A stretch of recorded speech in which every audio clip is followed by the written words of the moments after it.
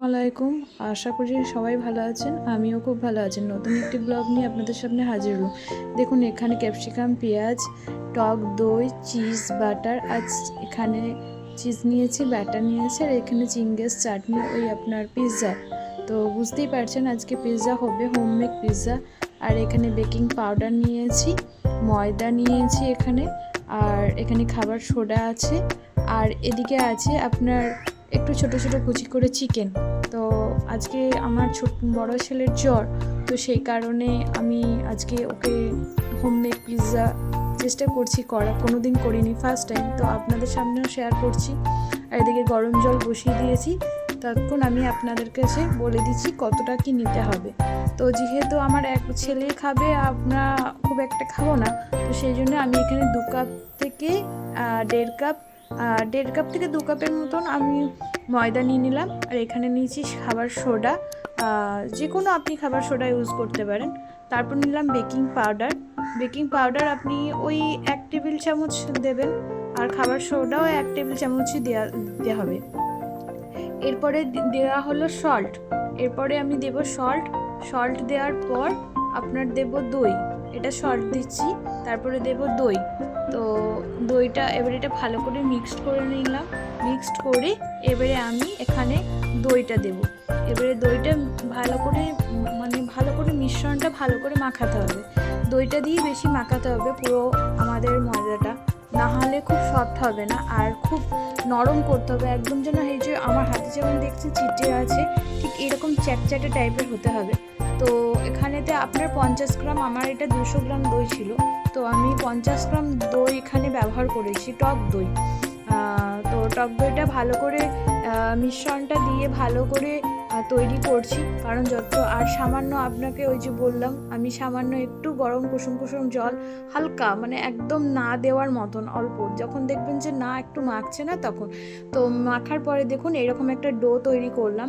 তো এই ডোটার পর দেওয়ার পর আমি এখানে সামান্য একটু সাদা তেল দিয়ে এটাকে এরকম ওপর থেকে সাদা তেল দিয়ে দিলাম। সাদা তেল দিয়ে এবারে এই যে নরম হয়ে গেছে, তো এটাকে এবারে আমি চাপা দিয়ে দেবো, ওই 5 থেকে 10 মিনিটের জন্য চাপা দিয়ে দেবো।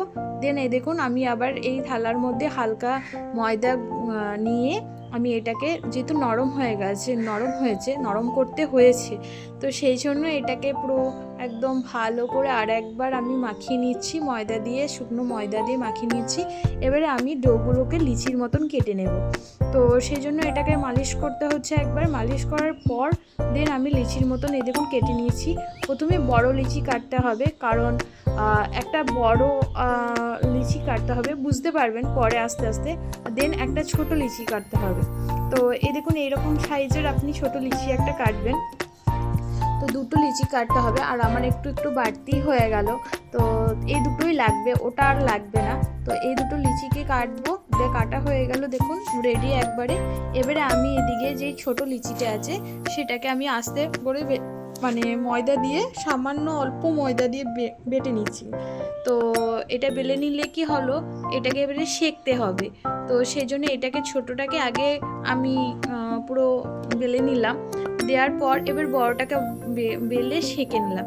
তো দেখুন এবারে কাঁটা চামচ দিয়ে এভাবে এটাকে ফুটো করার পর, তো আপনাকে যে এটা করতে হবে, যে আমি চিংগেস চাটনিটা আছে, তো আপনি এখানে পিৎজা সসও ব্যবহার করতে পারেন। আমার কাছে চিংগেস পিৎজা সস ছিল বলে সেজন্য আমি এটা ব্যবহার করেছি। তো এটা আমি ব্যবহার করলাম, এটা পুরোটাই গায়ে পুরো মাখিয়ে নিতে হবে বড়টাতে। তারপরে দেন এটাকে ভালো করে মাখিয়ে নেওয়ার পর এই ছোটোটাকে এর ওপরে দিয়ে দিতে হবে।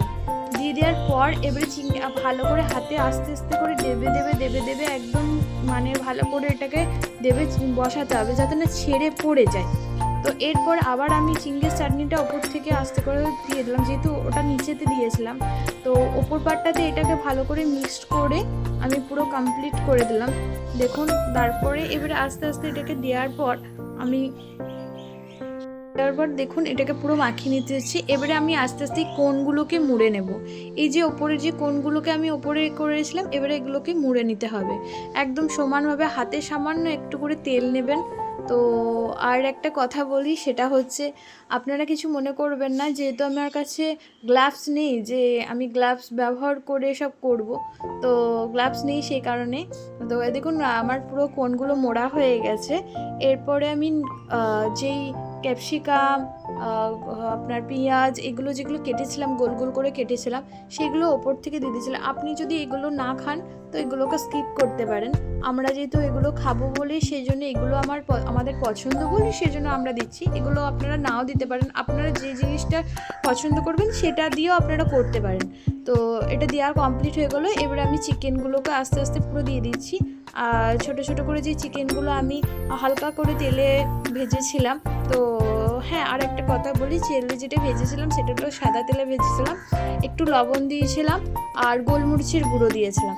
এরপরে আমার কাছে এখানে চিজ ছিল, গ্রেট করে আমি একদম চিজটা ভরে ভরে দিচ্ছি, কারণ আমার যেহেতু ছোটো বাচ্চা খাবে, তো ওর জন্যই আমার পুরো এটা করা। কারণ ওর প্রচণ্ড জ্বর, আমার বড় ছেলে, তো ওর বলছে মা আমাকে পিৎজা খেতে হচ্ছে। আর আমাদের এখানে আশেপাশে কোথাও মানে পিৎজার কোনো দোকান নেই, আমাকে সেই জন্য বাড়িতে বার করতে হলো।